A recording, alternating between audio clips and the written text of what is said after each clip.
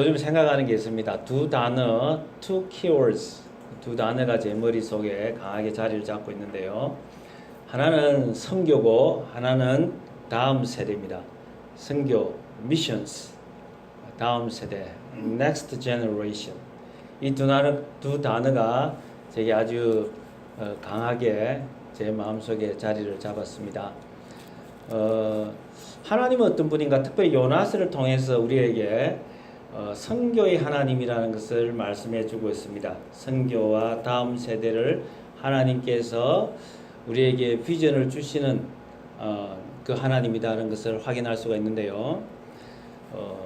구약 전체나 또 요나스를 보면 하나님 마음을 우리에게 잘 드러내고 있어요. 그 마음이 뭐냐? 하나님의 계획이 있는데 그 계획은 뭐냐? 그 계획은 한마디로 말하면은 어떻게 표현할 수 있냐면요. 하나님에게 단일한 계획이 있는데 영어로 말하면 God's plan, God's one single plan through Israel for the whole world.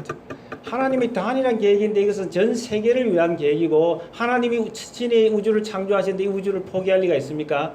이 우주를 향한 이 우주를 위한 이스라엘을 통한 하나님의 구원 계획이란 말이에요. 근데 그 이스라엘이 실패를 했는데 그 이스라엘, 오늘 이스라엘이 뭐냐? 영적인 이스라엘은 바로 교회입니다. 교회가 무엇이냐? 예수 믿는 여러분과 제가 교회예요. 이 건물이 아니라. 그러니까 하나님께서는 이 전 세계를 구원하시고자 하는 계획을 가지고 계시는데 교회를 통해서 예수 믿는 자들을 통해서 그 계획을 가지고 있습니다. 근데 하나님은 선교사 하나님이라고 우리가 말씀할 수 있어요. 왜냐? 하나님은 그의 백성들을, 그의 자녀들을 세상 한가운데로 보내시기 때문에 선교사 하나님이라고 할 수 있는데 이 하나님의 명령이 때로는 우리가 감당하기가 어려워요. 왜 어려우냐?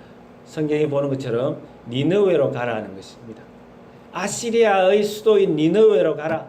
정말 가기 싫은 곳, 신약적 언어로 말하자면은 사마리아로 가라는 거예요. 왜 하필 사마리아냐는 거예요. 우리가 상종하지 않는, 내가 거북한 왜 그 사람들에게 가라는 거냐는 거죠. 자, 이렇게 우리가 때로는 하나님의 계획을 알면서도 그 계획을 우리가 따라가기가, 우리가 그 계획을 붙들고 살기가 어려운 부분이 없잖아 했어요.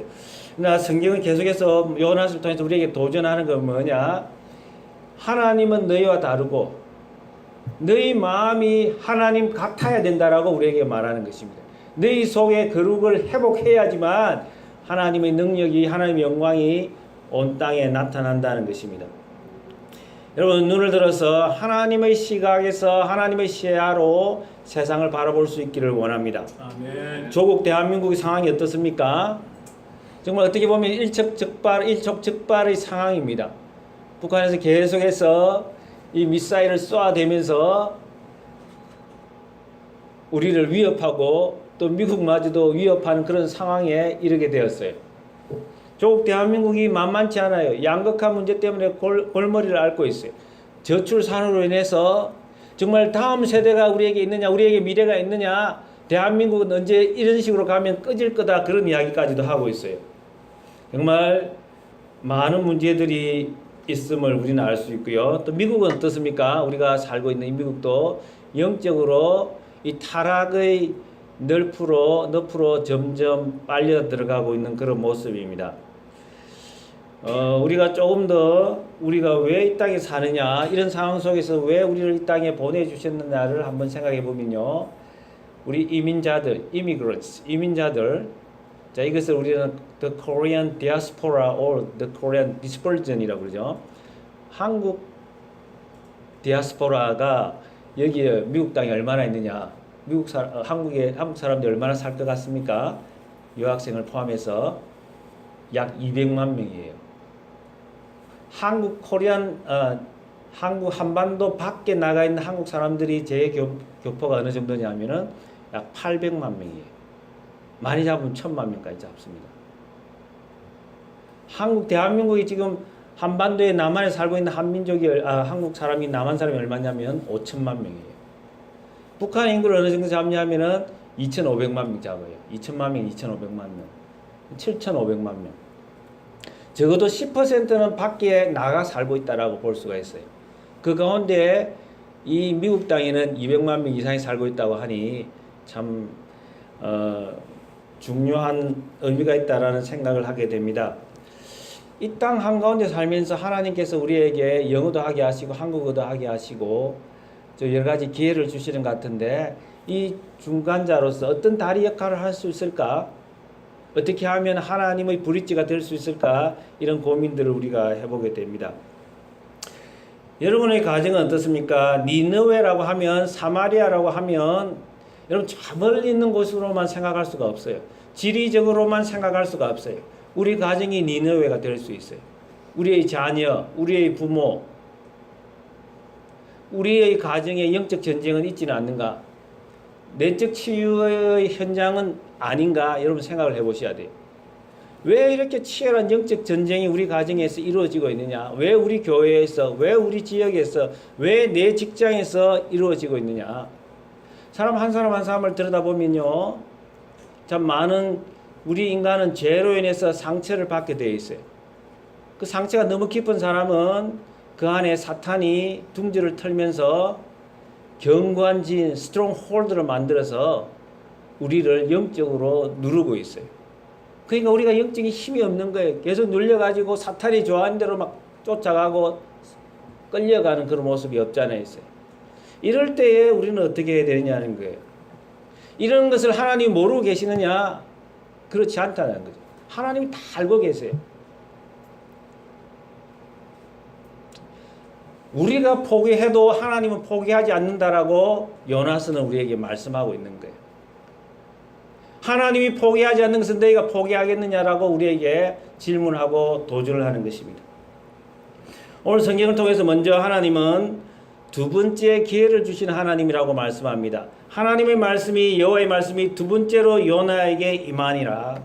하나님 포기하시지 않고, 요나는 포기했지만 하나님이 태풍 한가운데로 찾아가셔서 요나와 함께 1대1로 물고기 뱃속에서 만나시면서 요나 입술을 통해서 하나님 나 살려주세요, 결단코 하나님을 포기하지 못합니다라고 하나님께 집착하도록 하면서, 하나님을 붙들게 하면서, 하나님을 새롭게 만나게 하면서 하나님은 또다시 말씀으로 그에게 찾아가 주셔서 기회를 주시는 하나님이라고 우리에게 말씀합니다. 여러분, 인생이란 이름은 어떤 이름인가요? 그 인생이란 이름에 늘 따라다니는 두 글자가 있는데, 그래서 실패와 좌절이라고 저는 생각합니다. 실패와 좌절. 또 인생이란 이름에 따라다니는 말이 고통, 고난. 또 영적으로 보면 영적 침체, spiritual depression. 이런 것으로부터 자유로운 사람은 아무도 없어요. 여러분 어떻게 생각합니까? 내가 실패했다, 내가 좌절했다, 그럴 때에 일어서시고자 합니까? 아니면 그냥 거기서 어쩔 수 없다, 내 인생이 이렇게 흘러가는 거다, 인생이란 어차피 이런 거다, 그렇게 생각합니까? 근데 이 성경은 우리의 문제는 뭐냐? 실패, 좌절, 고난, 영적 침체 그 자체가 문제가 아니라 그것에 머무는 것, 그것에 안주하는 것, 그것에 그것에 무릎 꿇는 것, 그것을 경계하고자 한다는 것입니다. 여러분, 두 번째 기회는요, 성경에서 계속해서 우리에게 말씀하고 있는 부분입니다. 그럼 모세는 어떤 사람이었습니까? 살인자가 되었습니다. 그래서 정체 없이 미디안 광야에서 40년을 방랑 생활 비슷하게 거기서 실패자로서 살 수밖에 없었습니다. 그러나 하나님은 그에게 찾아가셨습니다. 하나님 다시 이렇게 세워주셨습니다. 하나님 임재를 경험하게 하면서 그를 다시 사용하셨습니다. 여러분, 다윗은 어떤 사람입니까? 10년간 유리방랑한 사람이었습니다. 하나님 나의 유리함을 계수하여 주시옵소서. 시편 56장 6편이죠. 블레셋에서 쫓겨나고 나서, 간신히 살고 나서, 자기 목숨을 건지고 나서 하는 말이, 하나님 나의 유리함을, 나의 방랑 생활을 주께서 계수하여 주시옵소서. 헤아려 주시옵소서. 나의 눈물을 주의 병에 담아 주시옵소서. put all my tears in the bottle, in your bottle. 너희 하나님 당신 병에 나를 담아준 자의 눈물을 담아 달라는 것입니다.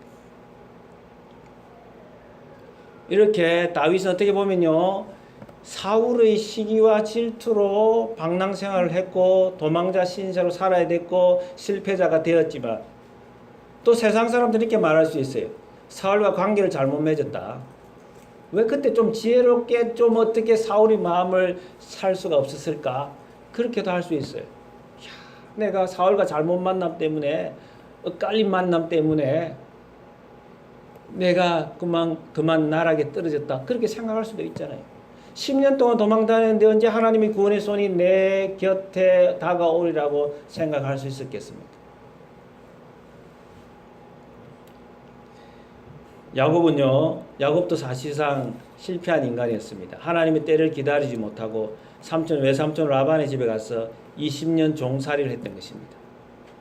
그런 하나님의 야복강의 나루트에서 그와 만나 주셨고, 야곱은 하나님과 씨름하면서 자기 모든 것을 버려두고 가족도 버려두고 홀로 야복강 나루트에서 하나님과 씨름하면서 하나님 나에게 복을 달라고, 하나님이 나에게 복을 주셔야 합니다. 내 노력이 아니라 하늘 문을 여시고 하나님으로부터 내가 복을 받아야겠습니다 하고 하나님과 씨름하면서 그 인생이 야곱이 이스라엘로 되면서 그 존재가 바뀌었고 하나님께 큰 복을 받고 쓰임받는 사람이 됐다고 성경은 말합니다. 여러분, 삼손을 우리가 잘 알잖아요. 삼손은 실패자였습니다. 하나님이 많은 것을 주셨음에도 불구하고 삼손은 여인의 유혹에 넘어갔고 자기 정욕대로 살아서 완전한 실패자가 되었습니다. 세상의 조롱거리가 되었어요. 두 눈이 다 뽑혔어요. 세상을 볼 수 없는 사람이 되었습니다. 완전히 망가져 버렸습니다. 동물원의 짐승처럼 원숭이처럼 전락해 버렸습니다. 그때 마지막으로 사사기 16장에 보면 기도를 드렸다고 이야기를 합니다. 하나님 나를 기억해 주세요. 하나님 나를 기억해 주세요. 이번만 나에게 힘을 주셔서, 이번만 나를 기억해 주셔서, 하나님 once more, 한 번만 더 나에게 힘을 주셔서 하나님이 살아계심을, 하나님이 나와 함께 하심을 만민이 보게 하여 주시옵소서. 한 번만 간절하게 once more remember me.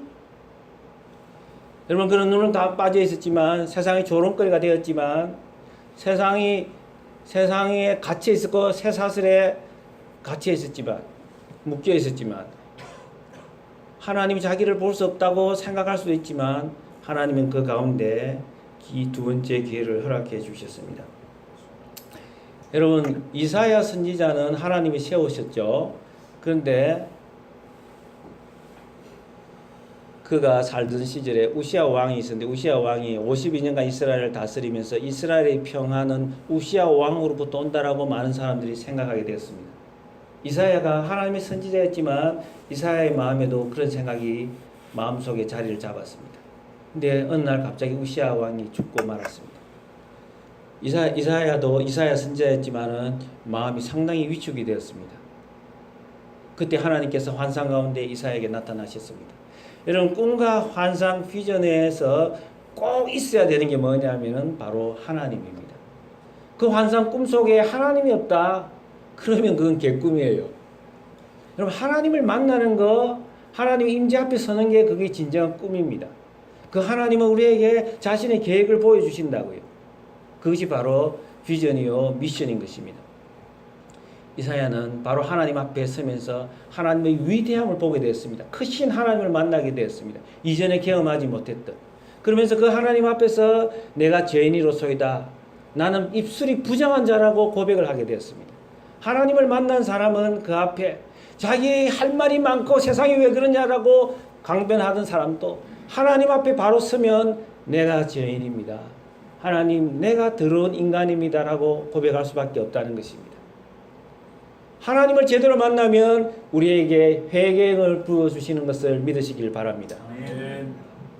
이사야 선지자가 그런 고백을 했을 때 하나님께서 제단 숯불로 그 부정한 입술을 깨끗이 씻어주셨습니다.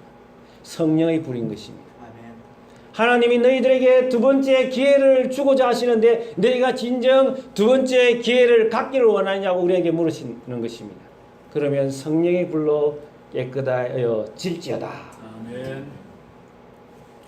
여러분 이렇게 이사야를 통해서 또 두 번째 기회를 주시면서 그를 정케하시면서 하나님께서 사명을 주셨을 때 나를 위하여 누가 갈까? 내가 누구를 보낼까라고 했을 때에 이사야는 바로 내가 여기 있나라고 대답하면서 하나님 앞에 사명자로 느끼니 사명을 감당할 수 있었다라고 성경은 말하는 것입니다. 오늘 성경은요 우리에게 이렇게 말합니다. 요나에게 두 번째 기회를 주셨는데 요나는 물고기 배 속에서 3일 3야를 머물면서 하나님의 임재를 확실하게 체험하면서 그가 죽었다가 다시 살아나면서 십자가를 통해서 그가 새 사람이 되었을 때 하나님 나타나셔서 하나님께서 말씀으로 사명을 감당케 하셨습니다.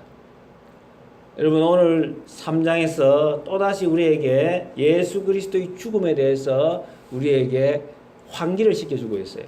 3절에 보시면요. 요나가 여호와의 말씀대로 나서 니느웨로 가니라. 니느웨는 사흘 동안 그럴 만큼 하나님 앞에 큰 성읍이었더라. 이 니느웨라고 하는 큰 도시가 있는데 이 도시를 하나님 결단코 포기할 수가 없는데 이 도시가 걸어서 3일을 걸린다는 거예요. 이 도시의 크기가 3일쯤 되는 거리라는 것입니다. 예수 그리스도의 죽음, 바로 2장에서는 그가 3일 3야를 3일 동안 물고기 뱃속에 있다가 살아났던 것처럼 이 니느웨의 사명을 감당하기 위해서는 예수 그리스도의 죽음, 예수 그리스도의 십자가를 의지하지 않고서는 불가능하다는 것입니다. 여러분 성령의 음성을 들을 수 있기를 축복합니다. 이 말씀을 가지고 갔을 때에 그는 너무 짤막한 말을 했습니다. 긴 메시지가 아니었습니다. 들어가서 하루 동안 다니면서 외치면서 이렇게 말합니다. 40일이 지나면 니느웨가 무너지리라. 40일이 지나면 니느웨가 무너지리라. 그랬더니 니느웨 사람들이 막 하나님을 믿고 금식을 선포하고 막 짐승들에게까지도 막 금식에 참여하게 하고 왕은 그 소리를 듣고 막 굵은 베옷을 입고 재를 깔고 거기에다가 앉으면서 철저하게 회개하고 통회하게 되었습니다. 니느웨 사람들은 정말 잔인한 사람들이었거든요. 이웃 나라들에 대해서 잔인하기 짝이 없었어요. 역사서에 보면은 그 사람 외국 사람들 잡아가지고 그냥 혀를 뽑아버리기까지 했던 그런 잔인한 사람들이었어요. 이 도저히 인간적으로 이성적으로 하나님 왜 그 사람들에게 선교해야 됩니까? 라고 말할 수밖에 없었는데 그냥 하나님의 말씀을 붙잡고 가서 그냥 간단하게 선포만 했을 때 하나님 말씀을 그냥 선포만 했는데 그냥 기적이 일어나기 시작했습니다. 여러분 우리의 주위를 한번 살펴보세요. 여러분이 생각하는 니느웨가 정말 우리의 생각으로 우리의 이성으로는 도무지 불가능해요. 여러분 부모를 어떻게 고치겠어요? 여러분 믿지 않는 남편을, 믿지 않는 아내를, 믿지 않는 자녀를, 믿지 않는 직장 상사 보스를 어떻게 고치겠어요?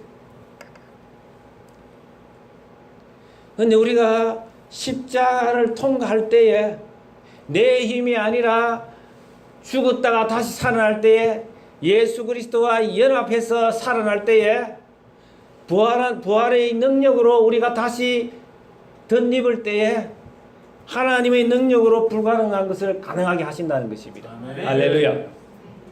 그러므로 우리가 니느웨라고 생각하는 그것을 보고 우리가 절망할 필요가 없어요. 나는 할 수 없지만은 내가 고칠 수 없지만은 내가 하나님 앞에 항복해 들어가면서 나의 부정함을 나의 무능력함을 고백하면서 십자가의 능력을 덧입을 때에 우리를 통해서 하나님의 능력이 나타날 줄 믿습니다. 아멘. 하나님의 영광이 나타날 줄 믿습니다. 아멘. 마태복음 28장 18절에서 20절은 우리가 잘 아는 지상명령입니다. 이 지상명령을 통해서 하나님 우리 예수님께서 어떻게 말씀하십니까? 예수께서 나와 말씀하여 이르시되 하늘과 땅에 있는 모든 권세를 나에게 주셨으니 하나님 아버지가 예수 그리스도에게 모든 권세를 하늘과 땅에 있는 모든 권세를 나에게 주셨다는 거예요. 그 권세를 가지고 내가 너희에게 내가 하늘 오르기 전에 마지막으로 내가 명령을 준다는 거예요. The Great Commission을 준다는 거예요. 그게 무엇입니까?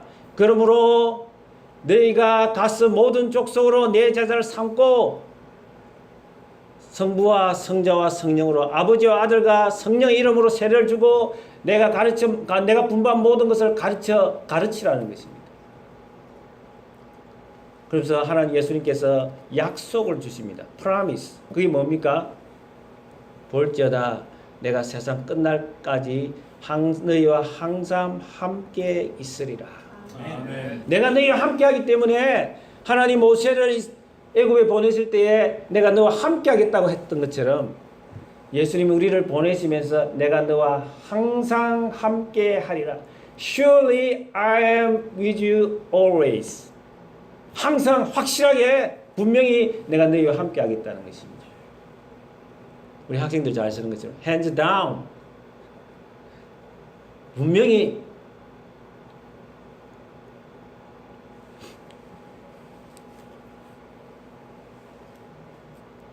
참 우리가 선교를 생각하면 선교라고 하는 것은 무엇입니까? 예수를 믿지 않고 하나님 아버지로 부르지 못하는 자에게 복음을 전하는 것이 바로 선교인 것입니다. 하나님의 사랑, 하나님의 자비를 전해주는 것이 바로 선교인 것입니다. 근데 선교는 먼저 우리가 항복하는 것이 제일 중요합니다. 하나님 앞에 나는 할 수가 없습니다. 내 능력으로 감당할 수 없습니다. 그러나 하나님께서 나에게 함께 하시면 보혈의 능력이 내게 임하시면 내가 감당할 수 있습니다.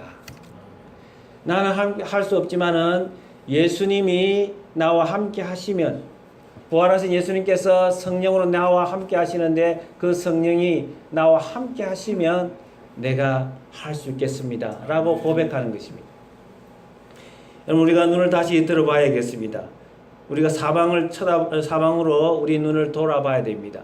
나의 관점이 아니라 하나님의 관점으로.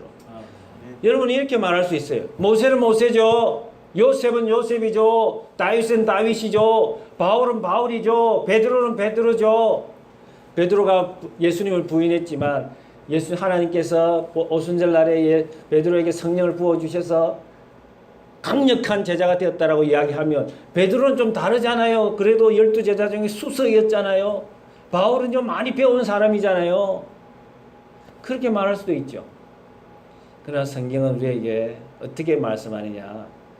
너희가 엘리야 시대를 아느냐. 그때 사르밧 가부를 기억하느냐. 엘리사 시대에 너희가 수넴 여인을 기억하느냐. 엘리사 시대에 네가 나만 집에 있었던 이스라엘에서 잡혀온 그 계집 여종을 기억하느냐? 그리고 엘리사 시대에 성문 밖에서 구걸하고 있던 4명의 문둥병 나병 환자를 너희들 기억하느냐? 이스라엘의 삶이 거들났을 때에 경제가 붕괴되었을 때 그 4명의 사람을 통해서 하나님께서 이스라엘을 회복시킨 것을 기억하느냐?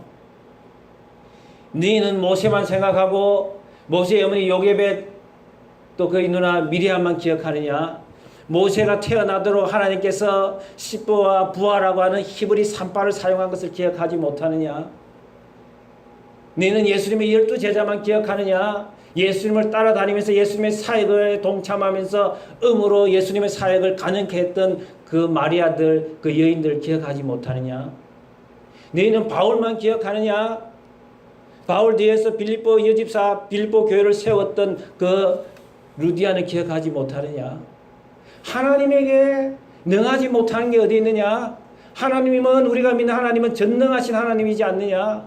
왜 나는 사각지대에 있다고 생각하느냐? 왜 나는 소외될 수밖에 없다고 생각하느냐? 왜 나는 나이가 많아서 할 수 없다고 생각하느냐? 왜 나에게는 건강 때문에 문제가 있다고 생각하느냐?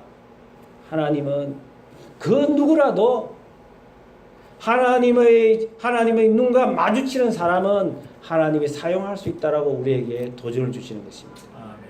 그가 세상적으로 볼 때 실패했다 하더라도 그가 영적으로 침체 속에 빠져 있다 할지라도 하나님은 그를 통해서 once more second chance를 주시면서 하나님의 역사를 하나님의 선교를 이루어 가신다라고 우리에게 분명히 말씀하는 것입니다.